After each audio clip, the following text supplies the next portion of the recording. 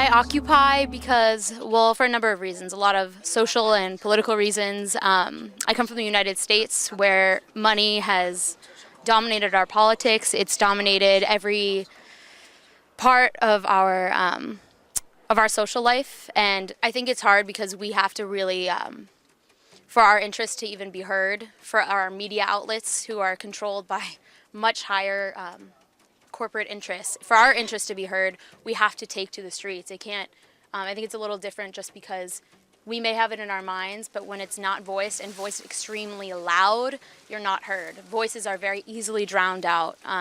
The media outlets choose the loudest voices, and those are the ones that are heard, as can be seen in our current presidential election. The loudest voices are really heard, and especially the most moneyed and wealthy voices are heard. So that's why we have to really take to the streets.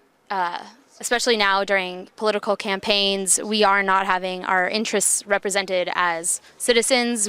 Most people, the 99%, aren't having their interests represented. It's even more, it's 99.9% really. It's the 0.01% who have infiltrated every part of our lives and who have taken over, especially in the States, who have taken over our healthcare system, our education, and we're really looking to take that back and occupy all the spaces and occupy all of the services that have been taken away. All our public services are gone. So we're really in a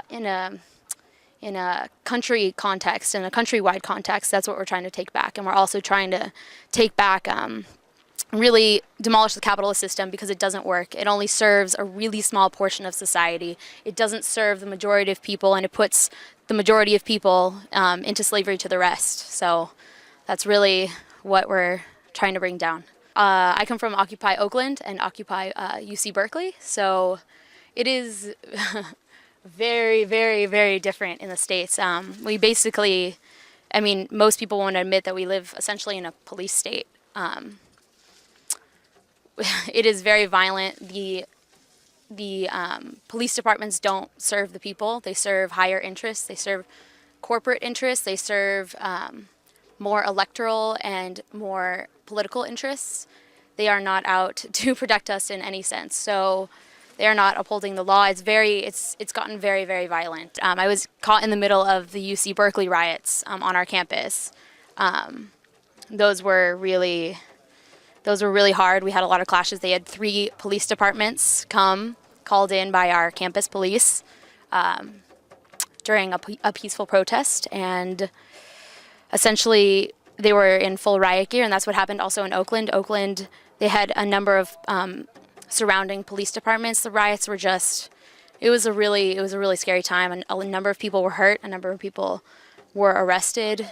It was, you couldn't, especially in Oakland, you really couldn't believe the sight. It was astonishing that could happen, not just in California, but really that could happen in the United States. That could happen, and kind of, it didn't go unnoticed by any means, but that it could be allowed to happen, and almost very quickly forgotten by our government, forgotten by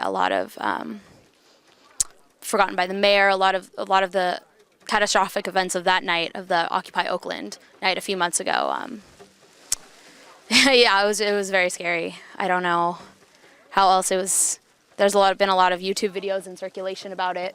A number of my friends were recently arrested in Oakland about a few months ago. Their trials will be coming up just for occupying a vacant building. It's very different. The police state really in the United States is, and the way they enforce the law and the way they choose to enforce the law is very, very different. Yeah, it was a really scary situation. Especially on the Berkeley campus, there were several hundred students and faculty members, professors that were on campus. I can speak most to the Berkeley occupation because that's where I was primarily located, and somewhat to Occupy Oakland in San Francisco. They really, the police departments very much serve outside interests and corporate interests, or just very much wealth-based interests. It was our chancellor and the president of the university who ordered and mandated that these police departments come in, and it was a peaceful protest. A lot of them had disrupted very peaceful general assemblies when voting was going on, and they've arrived in full riot gear, very much provoking. When they arrive in full riot gear during a very peaceful protest, when violence was in no way provoked, it can be likened to a police state when the police aren't there in any way to protect. They aren't. Our safety was not in any danger until the police actually arrived. Even one of our biggest occupations in Berkeley, one of the police officers had beaten a Nobel laureate and one of the professors and broke 6 of his ribs. And he was a 65, 70-year-old man, so he was clearly not a physical threat to anybody. And that story, his injuries and his beating really speaks to the larger context and the larger story of occupations across the United States, really.